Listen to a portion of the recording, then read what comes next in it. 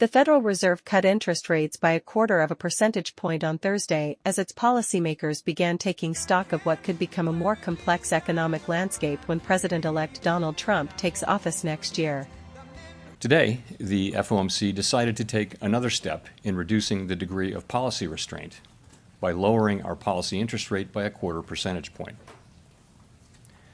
We continue to be confident that with an appropriate recalibration of our policy stance, strength in the economy and the labor market can be maintained, with inflation moving sustainably down to 2%. Federal Reserve Chairman Jerome Powell told reporters on November 7 that the U.S. Central Bank has no near-term plans to change policy following the outcome of this week's election. In the near term, the election will have no effects on our policy decisions.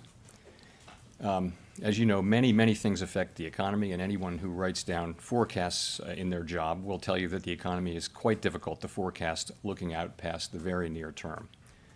Here, we don't know what the timing and substance of any policy changes will be.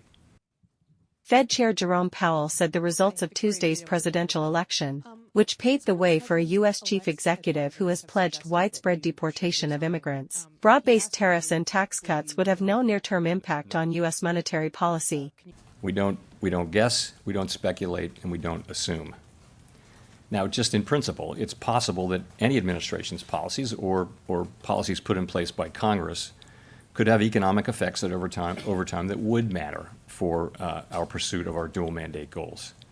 So we, along with countless other factors, forecasts of those economic effects would be included in our models of the economy and would be taken into account through that channel. Powell said the Fed will continue assessing data to determine the pace and destination of interest rates as officials reset currently tight monetary policy to account for inflation that has slowed markedly in the past year and is nearing the U.S. Central Bank's 2% target. Earth News. Based on foreign media reports,